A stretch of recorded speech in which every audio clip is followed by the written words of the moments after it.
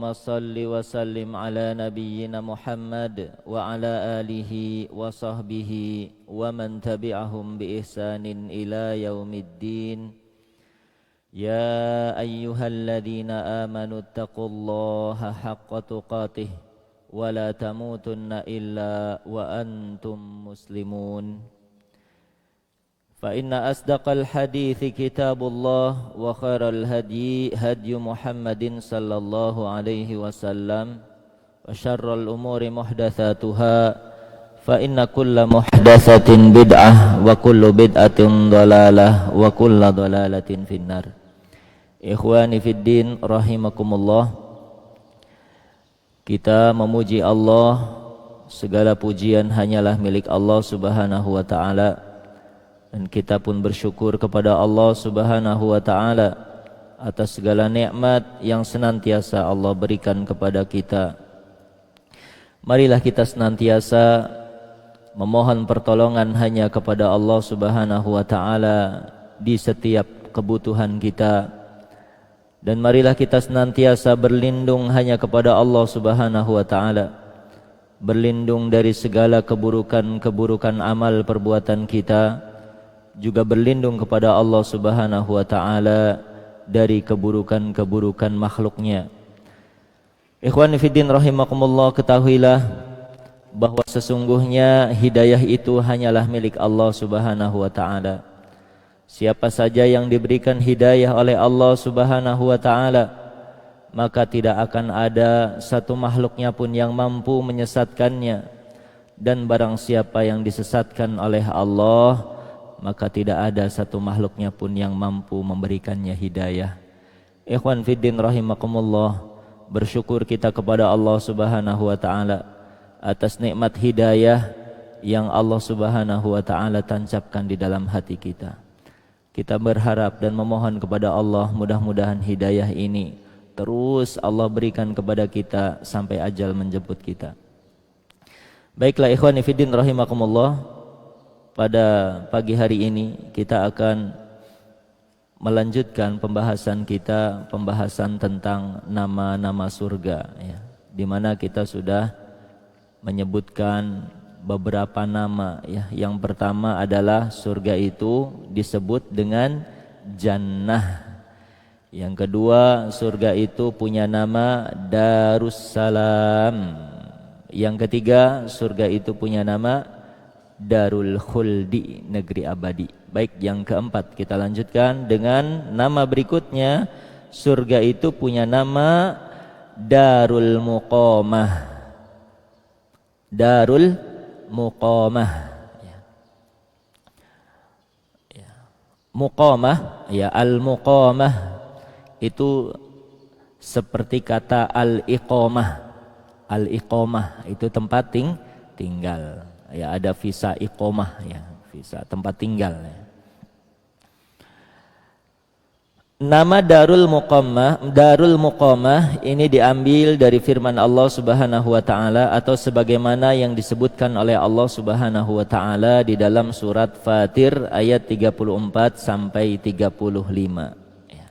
Di mana Allah Subhanahu wa ta'ala berfirman, wa qalul hamdulillahilladzi adhaba 'annal hazan inna rabbana laghafurun syakur alladzi ahallana daral muqamati min fadlihi la yamassuna fiha nasabun wa la yamassuna fiha lughub.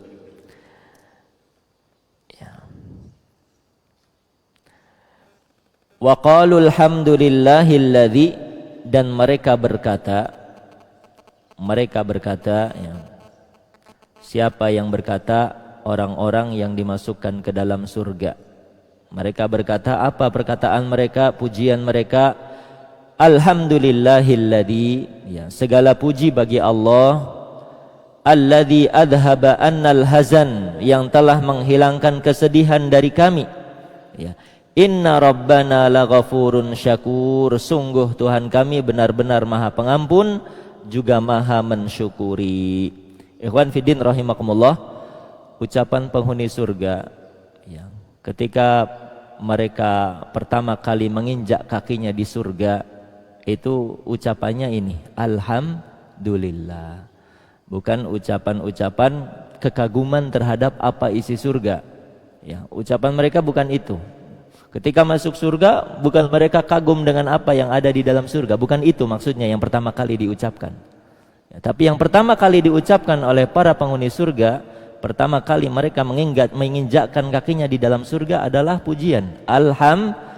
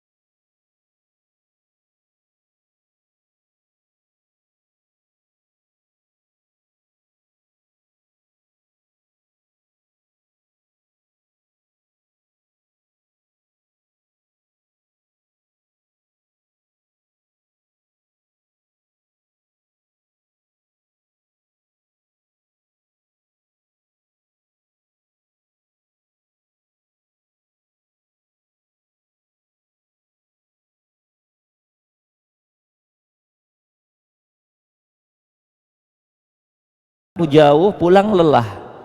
Itulah dunia. Ketika kita habis menikmati kenikmatan-kenikmatan dunia, pasti akhirnya lelah. Iya. Yang sudah menikah juga begitu.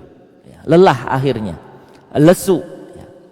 Maka ikhwani fiddin rahimakumullah, dalam Darul Muqamah, ya, setiap harinya dia hidup dengan kenikmatan-kenikmatan, ya, menikmati kenikmatan-kenikmatan yang ada tanpa adanya rasa lelah, tanpa adanya rasa lesu.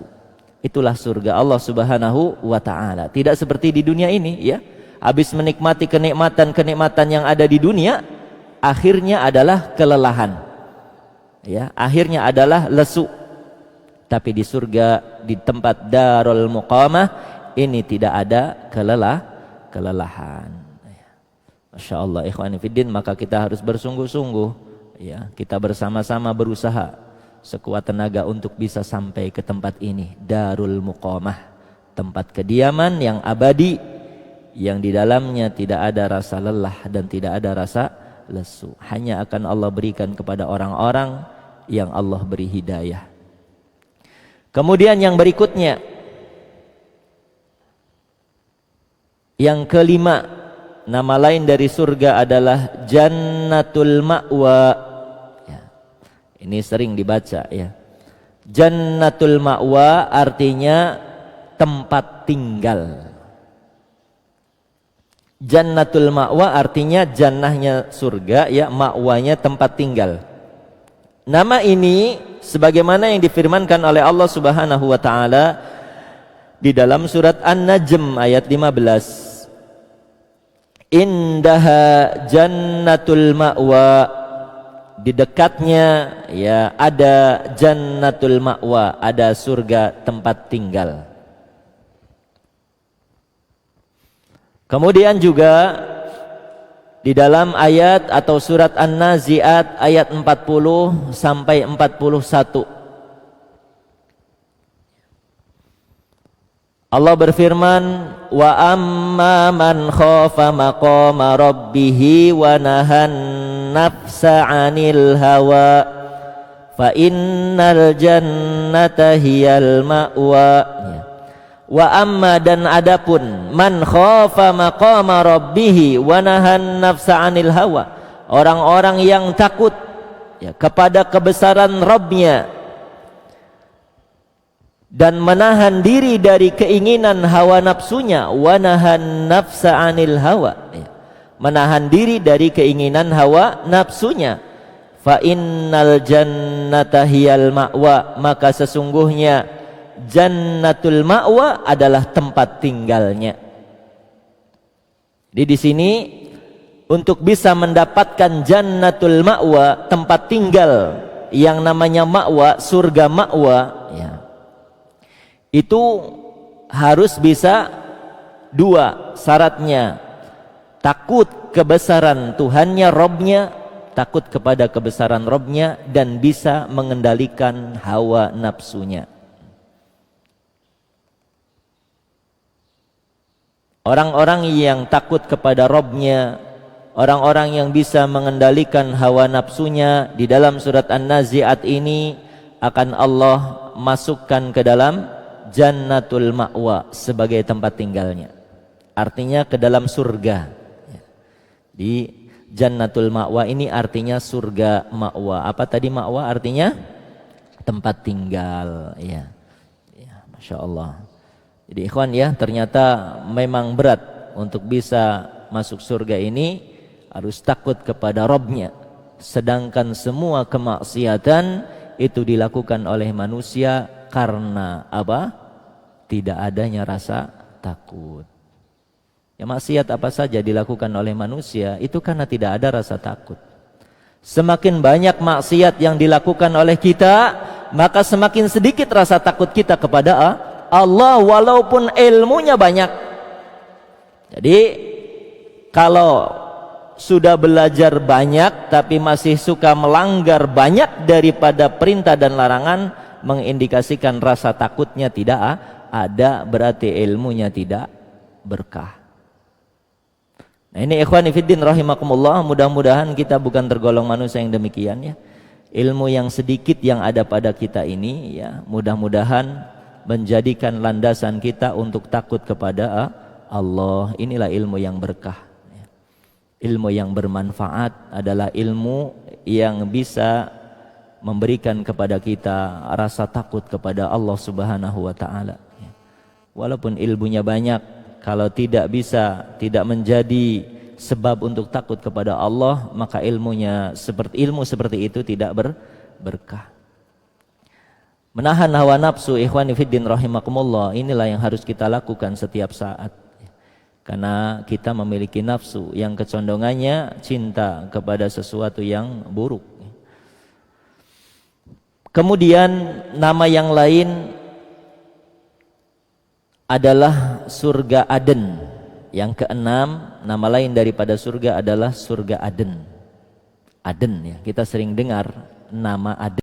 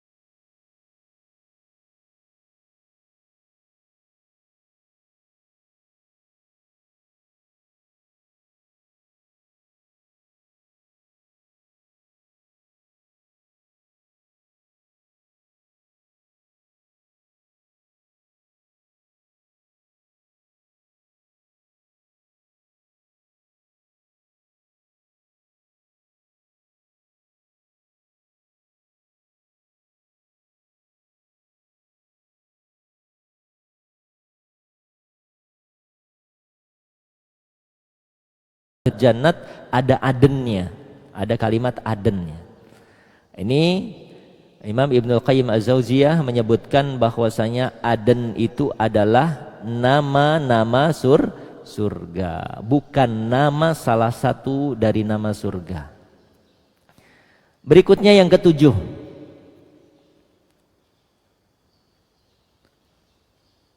Darul Hayawan, negeri yang sesungguhnya.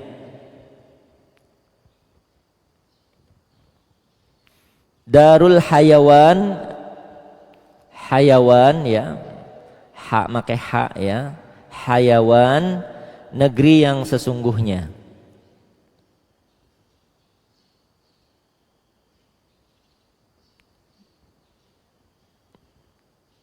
Allah Subhanahu wa taala menyebutkan ya, menyebutkannya di dalam surat Al-Ankabut ayat 64. Allah Subhanahu wa taala berfirman, "Wa ma hadhil hayatud dunya illa lahwun wa la'ib. Wa innad daral akhirata lahiyal hayawan law kanu ya'lamun." Dan kehidupan dunia ini hanyalah senda gurau dan permainan. Dan sesungguhnya negeri akhirat, wa innad daral akhirah, dan sesungguhnya negeri akhirat, lahiyal hayawan, itulah kehidupan yang sebenarnya. Lau kanu ya'lamun, kalau sekiranya mereka mengetahui. Jadi dunia itu disifati dengan lahwun wa la'ib ya. Dunia ini disifati dengan tempat senda gurau dan permainan. Sedangkan akhirah, negeri akhirat disifati dengan kehidupan yang sebenarnya, negeri yang sesungguhnya. Ikhwani fiddin rahimakumullah ya, ini teguran juga buat kita, jangan sampai kita menjadikan dunia sebagai tujuan hidup ya. Karena demi Allah tujuan hidup kita adalah negeri akhirat. Jadi jangan sampai kita tertipu dengan kehidupan dunia ya. Sebagaimana banyak manusia yang tertipu. Mereka mencari dunia, mengejar dunia sampai lupa kepada Allah Subhanahu wa taala. Tidak lagi ingat Allah Subhanahu wa taala. Tidak lagi ingat halal haram dan sebagainya. Yang penting mereka meraih dunia dan dunia. Kita tidak boleh mencari dunia ya. Yang dilarang adalah kita bukan tidak boleh mencari dunia. Yang dilarang adalah kita mencari dunia dengan melupakan Allah Subhanahu wa taala, dengan melupakan hukum-hukum Allah Subhanahu wa taala. Ya, silahkan kita mencari dunia, akan tetapi jangan sampai melupakan Allah Subhanahu wa taala.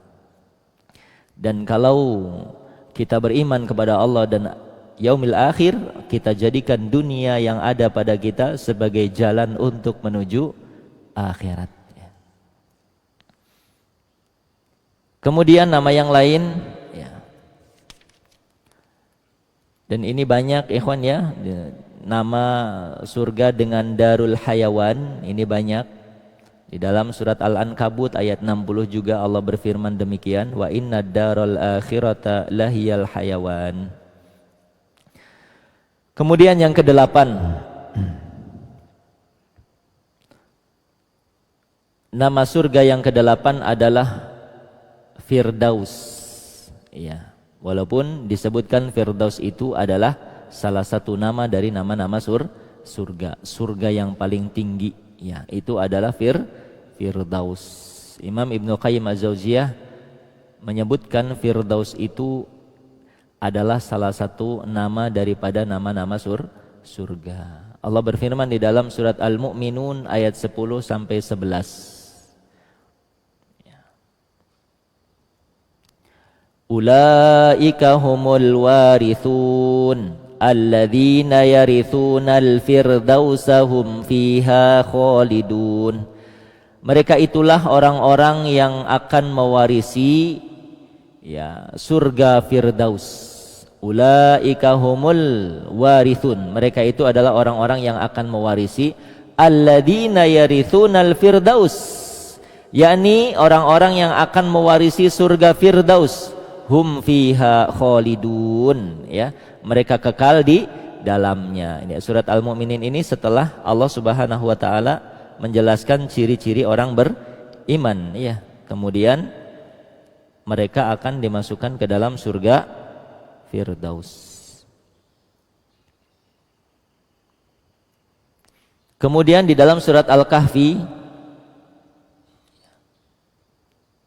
ayat 107 sampai 108. Innalladzina amanu wa amilus solihat kanat lahum jannatul firdausi nuzulan. Innalladzina amanu, sesungguhnya orang-orang yang beriman, wa amilus solihat, dan beramal salih, kanat lahum jannatul firdausi nuzula. Mereka, ya, bagi mereka adalah surga Firdaus. Jannatul Firdaus nuzulan, ya. Mereka kekal di dalamnya dan mereka tidak akan pindah daripadanya. Syarat untuk masuk ke dalam surga Firdaus adalah beriman dan beramal salih. Beriman, ikhwani fiddin rahimakumullah, iman itu, ya, sebagaimana yang sering disebutkan, iman itu adalah at-tasdiqu bil qalbi, qaulu bil lisan, wa tasdiqu bil qalbi wa amalu bil arkan. Iman itu adalah tasdiqu bil qalbi, membenarkan di dalam hati, pembenaran di dalam hati. Kemudian qaulu bil lisan, diucapkannya dengan lisan, wa amalu bil arkan, kemudian diamalkan dengan anggota badan. Yang dimaksud dengan tasdiqu bil qalbi itu apa?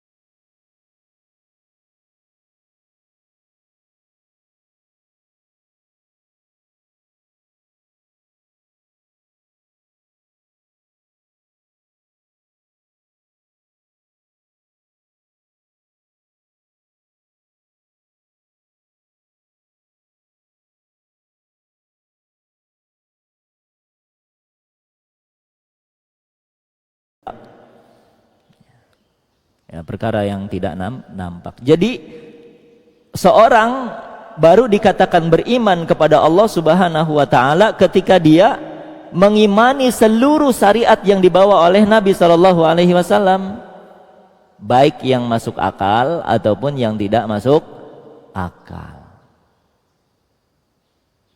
Kemudian syariat Allah kalau dilihat dari sudut pandang manusia itu ada yang sesuai selera, juga ada yang tidak sesuai selera. Iya enggak, Ikhwan? Yang sesuai selera berapa persen daripada yang tidak sesuai selera? Syariat Allah. Yang sesuai selera manusianya berapa persen? Yang tidak sesuai selera manusianya lebih banyak. Dan kita dituntut untuk membenarkan itu. Jangan sampai kita mengaku beriman kepada Allah Subhanahu wa taala, akan tetapi kita hanya suka dan cinta kepada syariat yang sesuai selera. Yang tidak sesuai selera dibantah, ditolak. Tidak sesuai dengan nafsunya dibantah dan ditolak. Ini tidak beriman namanya. Jadi yang dimaksud dengan tasdiqu bil qalbi, beriman dengan hati, artinya membenarkan semua syariat yang dibawa oleh Nabi sallallahu alaihi wasallam, walaupun syariat itu masuk akal, tidak masuk akal, walaupun syariat itu sesuai dengan selera atau tidak sesuai dengan hawa nafsu, harus diimani. Kemudian wa qaulu bil lisan, mengucapkannya dengan lisan. Iman itu diucapkan dengan lisan. Apa artinya diucapkan dengan lisan? Ya, apa? Artinya adalah bersaksi asyhadu an la ilaha illallah wa asyhadu anna Muhammadan abduhu wa rasuluh. Lisannya mengucapkan demikian. Nah, kalau sudah kita baca asyhadu alla, berikrar asyhadu alla ilaha illallah wa asyhadu anna Muhammadan abduhu wa rasuluh, Islam, beriman. Oh, kok gampang banget? Gampang ucapannya, kalimatnya, tapi konsekuensinya tidak mudah, ikhwan. La ilaha illallah, konsekuensi daripada la ilaha illallah di dalamnya apa? Meniadakan semua bentuk sesembahan kecuali Allah, menetapkan hanya Allah yang berhak disembah. Coba lihat kalau kita bahas kalimat la ilaha illallah ini, ya, ada 7 syaratnya, ada 10 pembatalnya, ada 2 rukunnya. Berat. Jadi orang yang beriman itu harus mengatakan la ilaha illallah, hati mulutnya, tapi hatinya tadi seperti apa yang di atas disampaikan. Kemudian bersaksi bahwasanya wa anna Muhammadan abduhu wa rasuluh, bahwasanya Muhammad itu hamba dan rasul Allah. Siapa saja yang berikrar, bersyahadat bahwasanya Muhammad itu rasul Allah, Muhammad itu hamba Allah, maka dia harus meniadakan sifat ketuhanan dari siapa? Dari Nabi. Jangan pernah sedikit pun, ya, memberikan kepada baginda Rasulullah sifat ketuhanan. Apa itu sifat ketuhanan? Allah, Nabi mampu, sifat ketuhanan itu kan menciptakan, ya, mengatur alam semesta, memberikan rizki, membuat hati manusia bahagia dan sedih, ya, itu sifat ketuhanan. Allah yang punya cuman sifat seperti itu. Nah, kalau dia bersaksi bahwasanya Muhammad itu hamba Allah, maka dia harus meniadakan sifat ketuhanan dari Nabi sallallahu alaihi wasallam. Jangan pernah menganggap Nabi itu bisa menciptakan, jangan pernah menyangka Nabi itu bisa mengatur alam semesta, jangan pernah menyatakan, mengimani Nabi itu yang memberi rizki, Nabi itu yang memberikan kebahagiaan dan kesempitan, kesedihan. Jangan, karena itu semua sifat Allah. Nah, kebanyakan sekarang orang asyhadu anna Muhammadan abduhu, bersaksi bahwasanya Nabi Muhammad itu adalah hamba Allah, akan tetapi justru dia menjadikan Muhammad sebagai Tuhan. Padahal hamba Allah, tapi dianggap Nabi sebagai Tuhan. Apa buktinya? Nabi diberikan kepada Nabi sifat-sifat Tuhan, sifat-sifat Allah Subhanahu wa taala. Maka ini konsekuensinya dalam, ya. Wa anna Muhammadan abduhu wa rasuluh, siapa saja yang bersaksi bahwasanya Muhammad itu Rasul Allah, ya, maka ada 4 konsekuensinya. Pertama, harus taat kepada perintahnya. Kedua, harus meninggalkan larangannya. Ketiga, membenarkan semua yang dia bawa. Nih, balik lagi ke situ. Yang keempat, beribadah kepada Allah dengan syariatnya. Makanya tasdiqu bil qalbi itu apa? Iman itu membenarkan dengan hati, itu apa tadi? Membenarkan semua yang dibawa oleh beliau, ya. Kemudian lisannya asyhadu alla ilaha illallah wa anna Muhammadan abduhu wa rasuluh, seperti yang tadi kita jelaskan. Kemudian wa amalu bil arkan, iman itu mengamalkan dengan anggota badan. Dengan anggota badan. Mengamalkan itu ada dua, hati mengamalkan, anggota badan mengamalkan. Hatinya meyakini, anggota badannya mengamalkan ibadah-ibadah yang kita kenal dengan ibadah-ibadah. Ya, ini ikhwan fiddin orang beriman. Innal ladina amanu, sesungguhnya orang-orang yang beriman, ya, yang tadi kita sebutkan kalau kita jabarkan orang beriman itu tasdiqu bil qalbi wa qawlu bil lisan wa amalu bil arkan, ya. Wa amilu salihat, dipisahkan dan beramal solih. Beramal